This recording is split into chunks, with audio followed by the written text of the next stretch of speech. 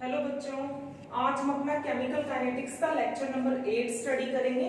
इसमें हम पढ़ेंगे फर्स्ट ऑर्डर काइनेटिक्स, मींस जो फर्स्ट ऑर्डर रिएक्शंस होती हैं उनके बारे में पूरी डिटेल जो है हम पढ़ेंगे। उसके लिए हम इंटीग्रेटेड रेट लॉ एक्सप्रेशन भी निकालेंगे, जैसा कि हमने जीरो ऑर्डर रिएक्शन में निकाला था। मतलब एक general formula first order reaction के लिए जो हम सभी फर्स्ट ऑर्डर रिएक्शंस में अप्लाई कर सकेंगे। ठीक है, तो हम शुरू करते हैं अपना टॉपिक फर्स्ट ऑर्डर काइनेटिक्स। अब हमारे पास एक रिएक्शन है, एक जनरल रिएक्शन है जिसको मैं फर्स्ट ऑर्डर रिएक्शन मान के चल रही हूं। A gives products. ठीक है, अब अगर कोई रिएक्शन फर्स्ट ऑर्डर है तो इसका क्या मतलब हुआ?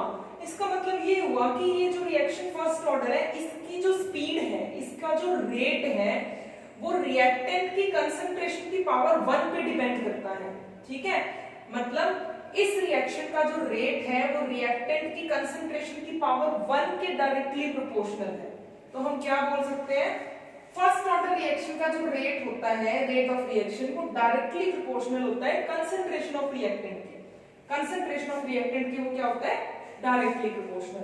तो फर्स्ट ऑर्डर का मीनिंग समझ आ गया कि इसमें हम जो रेट लॉ एक्सप्रेशन लिखेंगे फर्स्ट ऑर्डर रिएक्शन में, उसमें जो रिएक्टेंट की कंसंट्रेशन की जो पावर होगी वो 1 होगी, तभी हम इसको फर्स्ट ऑर्डर रिएक्शन कहेंगे। ठीक है, तो फर्स्ट ऑर्डर रिएक्शन ये हमने कंसीडर की है ए गिव्स प्रोडक्ट्स। मतलब ये सबसे इजी फॉर्म में हमने इसको कंसीडर किया है, एक जो है integrated rate law expression derive करने के लिए, एक फॉर्मूला डिराइव करने के लिए फर्स्ट ऑर्डर रिएक्शन के लिए। इसके अलावा कोई और दूसरी टाइप की रिएक्शंस भी फर्स्ट ऑर्डर रिएक्शन हो सकती है।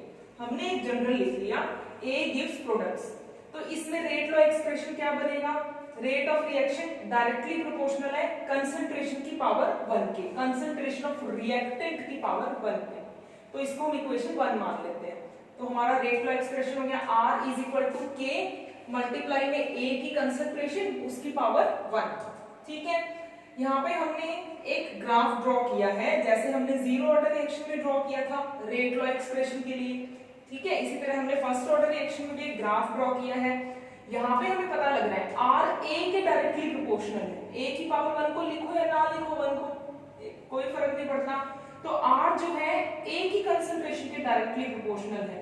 तो रेट और A रिएक्टेंट की कंसंट्रेशन, रेट और रिएक्टेंट की कंसंट्रेशन के बीच में जो ग्राफ आएगा वो इसमें क्या आएगा, स्ट्रेट लाइन ग्राफ आएगा। ठीक है, तो यहाँ पे रेट ऑफ रिएक्शन और कंसंट्रेशन ऑफ रिएक्टेंट के बीच में एक स्ट्रेट लाइन ग्राफ आ रहा है। ठीक, तो हमने यहाँ पे ग्राफ बना दिया रेट ऑफ रिएक्शन और कंसंट्रेशन ऑफ रिएक्टेंट के बीच में स्ट्रेट लाइन ग्राफ। समझ आ गया? यही जो ग्राफ था जीरो ऑर्डर रिएक्शन में क्या आ रहा था, थोड़ा सा रिकॉल करने की कोशिश करो।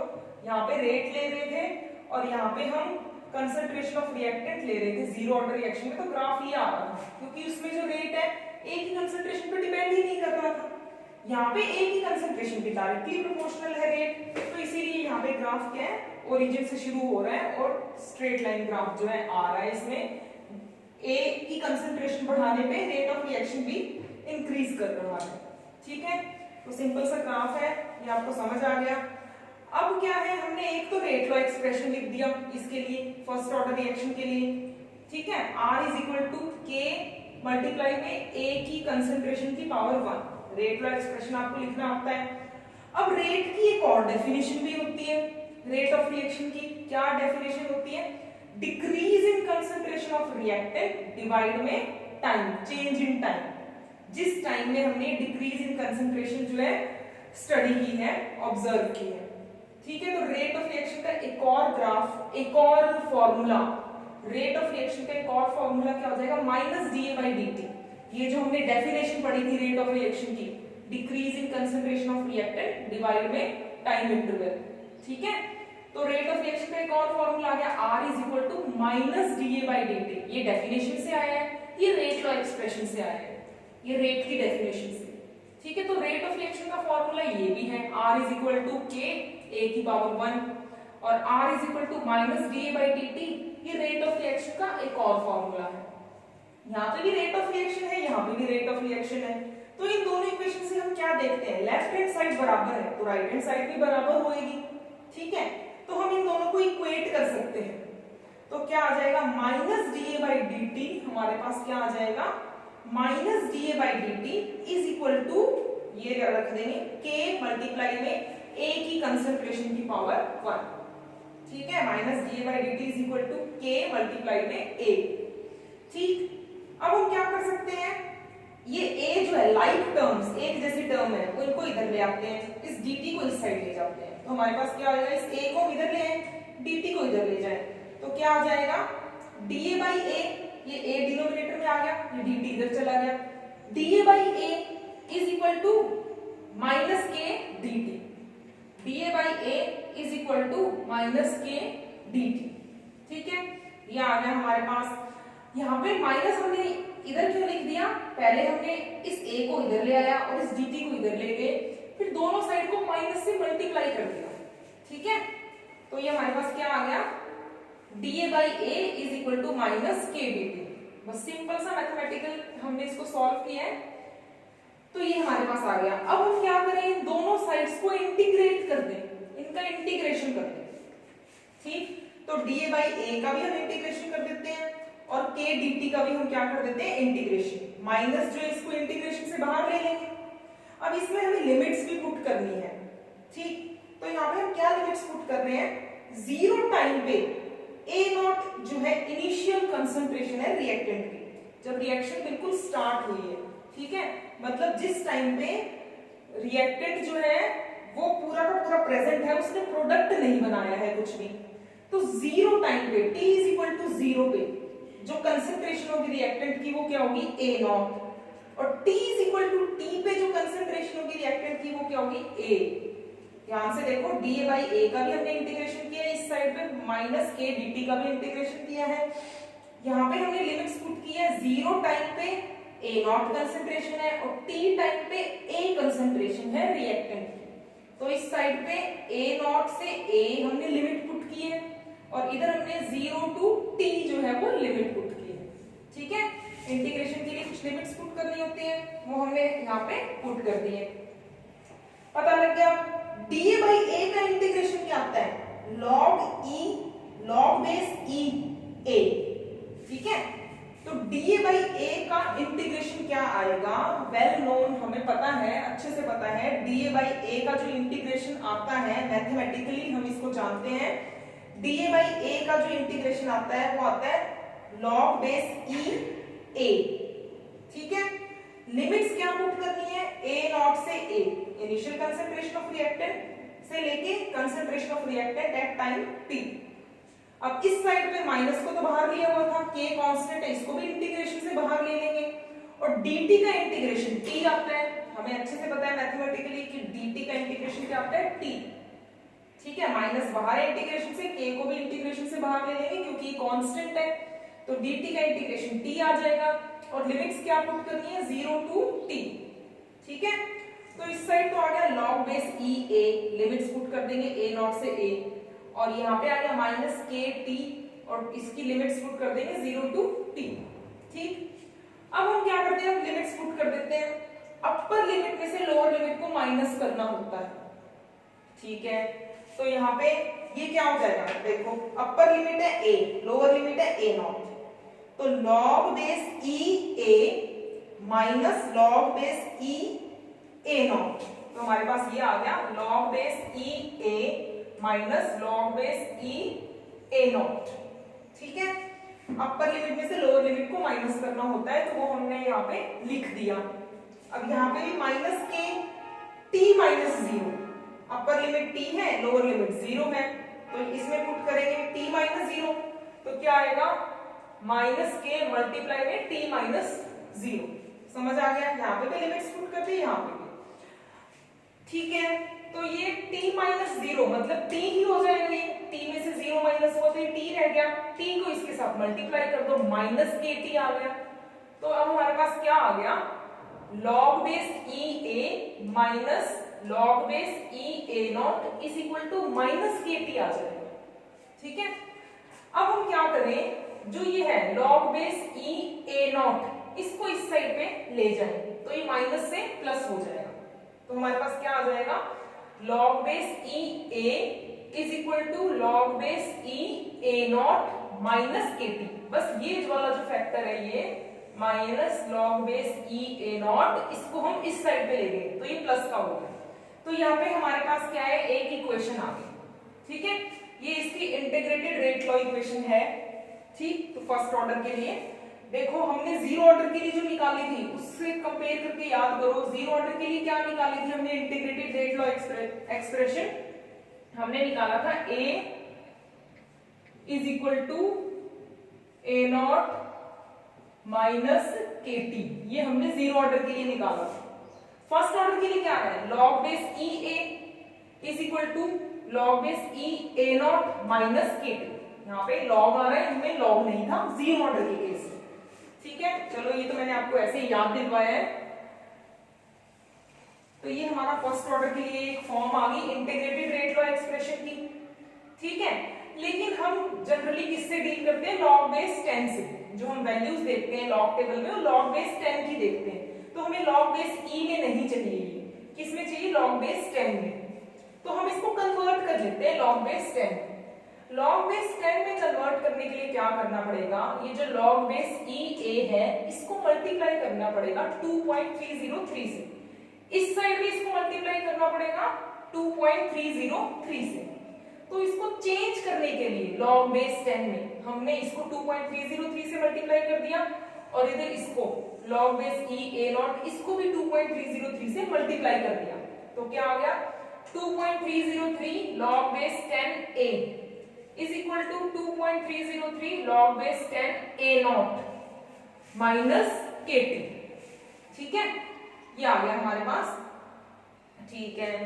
अब क्या करना है हमें, इसको थोड़ा और इजी बनाने के लिए दोनों साइड को हम डिवाइड कर देते हैं 2.303 से, ठीक है। डिवाइड कर देते हैं, इस साइड पे 2.303 से डिवाइड कर दिया और इस पूरी साइड को भी 2.303 से डिवाइड कर दिया। इसको 2.303 से डिवाइड करेंगे तो 2.303 से 2.303 कैंसिल हो जाएगा, तो ये log बेस 10a आ जाएगा। इस साइड पे इसको डिवाइड करेंगे तो यहाँ पे भी 2.303 से 2.303 कैंसिल हो जाएगा, ये log बेस 10a नॉट आ जाएगा। और इसको डिवाइड करेंगे 2.303 से तो माइनस kt बाई 2.303 यहाँ पे आ जाएगा, क्योंकि यहाँ पे कैंसिल आउट नहीं हो रहा, तो माइनस kt डिवाइड में 2.303 आ गया। तो हमारे पास एक और फॉर्म आ गई, किसकी फॉर्म आ गई, इंटीग्रेटेड रेट लॉ एक्सप्रेशन की फर्स्ट ऑर्डर के लिए। क्या आई है, log base 10a is equal to log base 10a not minus में kt डिवाइड में 2.303, ठीक है। इसको हम, इस इक्वेशन को हम यूज करते हैं ग्राफ ड्रॉ करने के लिए, फर्स्ट ऑर्डर रिएक्शन का ग्राफ ड्रॉ करने के लिए, ठीक है। तो इसको मैं दोबारा से लिख देती हूँ, बस माइनस kt को पहले लिख देती हूँ और इसको बाद में लिख देती हूँ, इक्वेशन तो वही रहेगी, इसको पहले लिख दें और इसको बाद में लिख दें। तो इसी को दोबारा से लिख लिया, ठीक है।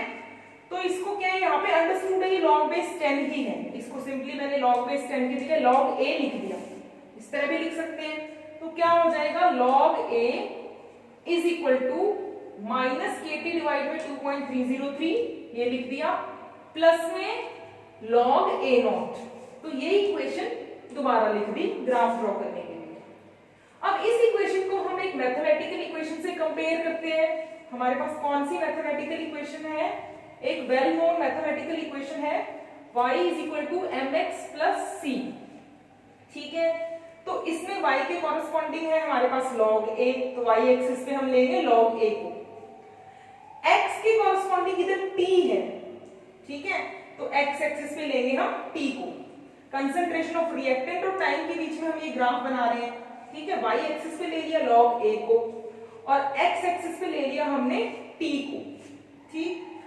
m के कॉरेस्पॉन्डिंग क्या है, माइनस k डिवाइड में 2.303, तो m क्या होता है, स्लोप, तो स्लोप क्या आ जाएगा इस ग्राफ का, माइनस k डिवाइड में 2.303। c के कॉरेस्पॉन्डिंग है log a नॉट, c क्या होता है, इंटरसेप्ट, तो इस ग्राफ का जो इंटरसेप्ट होगा, ये इंटरसेप्ट विद y एक्सिस, वो आ जाएगा log a नॉट, ठीक है। अब देखो यहाँ पे m के कॉरेस्पॉन्डिंग जो स्लोप है माइनस k डिवाइड में 2.303, ये नेगेटिव है, तो नेगेटिव स्लोप का ग्राफ इस तरह से आता है, पॉजिटिव का इस तरह से आता है, ठीक है। तो हमने नेगेटिव स्लोप के लिए ग्राफ बना दिया। तो तो यहाँ पे हम क्या देख रहे हैं, जैसे जैसे टाइम इंक्रीज हो रहा है जो log A है वो क्या हो रहा है, डिक्रीज हो रहा है, मतलब कंसेंट्रेशन ऑफ रिएक्टेंट डिक्रीज हो रहा है। ये हमें वैसे भी पता है, जैसे जैसे टाइम बीतेगा रिएक्टेंट कंज्यूम होता जाएगा, ठीक है। तो यहाँ पे क्या होगा, रिएक्टेंट की कंसेंट्रेशन डिक्रीज करती जाएगी, रिएक्टेंट की कंसेंट्रेशन डिक्रीज करेगी तो log A जो है वो भी डिक्रीज करेगा, ठीक। अब इस ग्राफ के स्लोप से अगर हम इसका स्लोप निकाल लें तो हमें क्या पता लग जाएगा, जो स्लोप होता है इस ग्राफ का वो -k डिवाइड में 2.303 के इक्वल है, ठीक है। तो इसका अगर हम स्लोप निकाल ले तो -k डिवाइड में 2.303 के इक्वल आएगा। तो स्लोप से हम k फाइंड आउट कर सकते हैं, ठीक है। अगर हम इसका स्लोप फाइंड आउट कर ले तो स्लोप से हमारे पास क्या आ सकता है, रेट कांस्टेंट जो है k, उसकी वैल्यू हम फाइंड आउट कर सकते हैं। अब देखो स्लोप कैसे निकालते हैं, पहले भी मैंने आपको बताया, जो स्लोप होता है वो tan थीटा के इक्वल होता है, ठीक है, tan थीटा। और थीटा कौन सा लेना होता है, ये वाली जो लाइन है positive direction of x axis के साथ जो एंगल बना रही है वो वाला थीटा हमें यहाँ पे लेना होता है, ये वाला थीटा हम यहाँ पे नहीं लेंगे। तो ये tan थीटा हम कैलकुलेट अगर कर लें तो हमारे पास क्या आ जाएगा, इसका स्लोप आ जाएगा, और स्लोप जो वैल्यू आएगी स्लोप की वो -k डिवाइड में 2.303 के इक्वल होगी, ठीक है। तो ये क्या हो गया, ग्राफ हो गया फर्स्ट ऑर्डर रिएक्शन के लिए जो हमने इस इक्वेशन से निकाला है, ठीक है, इस इक्वेशन से, ठीक। अब न्यूमेरिकल सॉल्व करने के लिए हम इसको थोड़ा सा बस रीअरेंज कर लेंगे, इसको थोड़ा और सॉल्व कर लेंगे। न्यूमेरिकल सॉल्व करने के लिए हमें ये वाली फॉर्म नहीं यूज करनी है फर्स्ट ऑर्डर रिएक्शन की, ठीक है। तो न्यूमेरिकल्स में इजीली अप्लाई हो जाए उसके लिए हम इसको थोड़ा सा और सॉल्व कर लेते हैं, ठीक है। तो अब सॉल्व करने के लिए हम क्या करते हैं, KT को हम इस साइड ले आते हैं और ये जो है log A इसको इस साइड पे ले आते हैं, तो क्या आ जाएगा, KT को अगर इधर लाएंगे तो ये नेगेटिव से पॉजिटिव हो जाएगा, और log बेस 10 A को इस साइड ले जाएंगे तो ये क्या हो जाएगा, ये पॉजिटिव से नेगेटिव हो जाएगा। तो इसको सिर्फ थोड़ा सा रीअरेंज किया है, क्या हो गया, log A0 माइनस में log A is equal to KT divide में 2.303, बिल्कुल सिंपल सी कैलकुलेशन की है ये, ठीक है। अब क्या है, ये log A minus log B की तरह एक फॉर्मूला बन रहा है, जो log A माइनस B होता है, log A minus log B अगर हमारे पास है तो उसको हम क्या लिख सकते हैं, log A डिवाइड में B लिख सकते हैं हम, ठीक है। तो यहाँ पे भी क्या है, log A0 माइनस log A है, तो इसको हम क्या लिख सकते हैं, log A0 डिवाइड में A, ठीक है, log A0 डिवाइड में A हम इसको लिख सकते हैं, ठीक है। तो हमने लिख दिया ये, ठीक। तो हमने इसको लिख दिया log A0 माइनस log A को log A0 डिवाइड में A, log A0 by A, और इस side KT by 2.303 as it is है, ठीक है। अब क्या है, हम K को फाइंड आउट अगर करना चाहते हैं तो हम इसको इस साइड पे ला सकते हैं, ठीक है। K फाइंड आउट करना है तो क्या आ जाएगा, K किसके इक्वल आ जाएगा, 2.303 डिवाइड में T log A0 by A, ठीक है। तो K की वैल्यू आ जाएगी हमारे पास, K is equal to 2.303 divide में T log A0 by A। तो ये क्या है, फर्स्ट ऑर्डर की जो सबसे ज्यादा यूज होती है इंटीग्रेटेड एक्सप्रेशन जो होता है फर्स्ट ऑर्डर का, इंटीग्रेटेड रेट लॉ एक्सप्रेशन वो ये है, ठीक है। इंटीग्रेटेड रेट लॉ एक्सप्रेशन इसका क्या हो गया, K is equal to 2.303 by T log A0 by A। इस एक्सप्रेशन को हमें यूज करना है फर्स्ट ऑर्डर रिएक्शन के न्यूमेरिकल्स सॉल्व करने के लिए, ठीक है। फर्स्ट ऑर्डर रिएक्शन के न्यूमेरिकल सॉल्व करने के लिए ये एक्सप्रेशन हमें यूज करना है, इसे आपको याद रखना है। अब इसमें देखो K क्या है, रेट कांस्टेंट, T टाइम है, ठीक है। रिएक्शन शुरू होने के बाद कोई भी जो टाइम 5 मिनट्स बाद हम A मेजर कर रहे हैं या 10 मिनट्स बाद हम A मेजर कर रहे हैं, वो वाला टाइम। जो A0 है वो इनिशियल कंसंट्रेशन है रिएक्टेंट की, मतलब concentration of reactant at T is equal to 0। Starting में जो हमने कंसंट्रेशन ली है रिएक्टेंट की, वो एक बार हमने स्टार्टिंग में जो कंसंट्रेशन ले ली वो कांस्टेंट हो जाएगी, फिर वो रिएक्शन जैसे जैसे होगी वो A0 तो नहीं चेंज होगा, ठीक है। मतलब इनिशियल कंसंट्रेशन तो वही रहेगी। अगर हम स्टार्टिंग में 100 मोल्स लेके चल रहे हैं तो इनिशियल कंसंट्रेशन 100 मोल्स हो जाएगी, उसमें से 20 मोल्स रिएक्ट कर गए 5 मिनट बाद, तो टाइम यहाँ पे 5 मिनट्स पुट कर देंगे। 20 मोल्स रिएक्ट कर गए तो बच कितने गए, 100 में से 20 रिएक्ट कर गए, 80 बच गए, वो 80 यहाँ पे रखना है। मतलब रिमेनिंग कंसंट्रेशन जो है वो A है और इनिशियल कंसंट्रेशन जो है वो क्या है, A नॉट। ठीक है, तो K जो है वो किसके इक्वल आ जाएगा, 2.303 by T log A not by A। ठीक है, तो K आ जाएगा 2.303 log A not by A। इन सबके मीनिंग पता होने चाहिए, ये रेट कांस्टेंट, ये टाइम, ये इनिशियल कंसंट्रेशन ऑफ रिएक्टेंट, ये concentration of reactant, remaining concentration of reactant at time T, बची हुई कंसंट्रेशन। जैसा मैंने बताया ना 100 मोल लिए तो 20 रिएक्ट कर गए, तो 20 नहीं लिखना यहाँ पे, बच कितने गए, 80 लिखना है यहाँ पे। ठीक है, रिमेनिंग कंसंट्रेशन, ये ध्यान रखना है, इसमें बच्चे मिस्टेक करते हैं ज्यादातर। अब हम देखते हैं इसका हाफ लाइफ पीरियड जो है वो क्या होगा। फर्स्ट ऑर्डर रिएक्शन का हाफ लाइफ पीरियड क्या होता है, वो टाइम जिसमें कोई भी रिएक्शन हाफ कंप्लीट हो जाती है। ठीक है, तो इसको हम डिनोट कर लेते हैं टी हाफ से। तो हाफ लाइफ पीरियड को हम किससे डिनोट करेंगे, टी हाफ से। ठीक है, स्टार्टिंग में अगर हम ए नॉट लेके चल रहे हैं कंसंट्रेशन, तो ए नॉट बाई 2 रिएक्ट कर गया, तो बच कितना आ गया रिएक्टेंट, ए नॉट बाई 2 बच गया। ठीक है, तो यही वाला जो एक्सप्रेशन है, इसमें हम t की जगह तो t हाफ रखेंगे, a नॉट की जगह a नॉट ही रखना है, और a की जगह a नॉट बाई 2, बचा हुआ रिएक्टेंट, आधा रिएक्ट कर गया, आधा बच गया। ठीक है, तो a नॉट डिवाइड में a नॉट बाई 2। ठीक है, तो ये कितना आ जाएगा, 2.303 डिवाइड में क्या आ गया, ये t हाफ, और a नॉट से a नॉट जो है वो कैंसिल हो जाएगा, और ये 2 ऊपर चला गया, log 2 ये आ गया। इसको जब हम सॉल्व करते हैं, log 2 की वैल्यू पुट करते हैं 0.3010, उसको 2.303 से मल्टीप्लाई कर देते हैं, log 2 की वैल्यू पुट करेंगे 0.3010 और उसको 2.303 से मल्टीप्लाई करेंगे, तो ये सॉल्व करके आता है 0.693। ठीक है, तो k इज इक्वल टू क्या आ गया, 0.693 बाई टी हाफ। लेकिन हमें क्या चाहिए, टी हाफ, तो टी हाफ कितना आ जाएगा, 0.693 बाई k। तो यहाँ पे टी हाफ से क्या पता लग रहा है हमें, टी हाफ की वैल्यू फर्स्ट ऑर्डर रिएक्शन के केस में आती है 0.693 बाई के। मतलब जो रिएक्टेंट की कंसंट्रेशन है उस पर डिपेंड ही नहीं कर रही है। तो फर्स्ट ऑर्डर रिएक्शन में टी हाफ की वैल्यू रिएक्टेंट की कंसंट्रेशन पे डिपेंड ही नहीं करती है, के पे डिपेंड कर रही है, सिर्फ रेट कांस्टेंट पे, और रेट कांस्टेंट के इनवर्सली प्रोपोर्शनल है। ठीक है, तो टी हाफ की वैल्यू क्या है, रेट कांस्टेंट के इनवर्सली प्रोपोर्शनल है और कंसंट्रेशन ऑफ रिएक्टेंट पे डिपेंड नहीं कर रही है। तो ये टी हाफ का फॉर्मूला, ये भी बहुत इंपॉर्टेंट है, इसको आप अच्छे से नोट कर लो।